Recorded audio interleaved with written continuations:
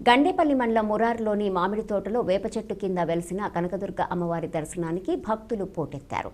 సుదూర ప్రాంతాల నుంచి వాహనాలపై వేలాదిగా భక్తులు తరలివచ్చారు.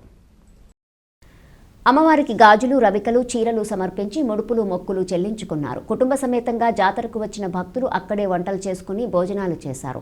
అమ్మవారి సన్నిధిలో ఉదయం నుంచి సాయంత్రం వరకు ఆటపాటలతో ఉత్సాహంగా గడిపారు. జాతరలో ఎటువంటి అవాంఛనీయ సంఘటనలు జరగకుండా ఎస్ఐ రామకృష్ణ తన సిబ్బందితో బందోబస్తు నిర్వహించారు.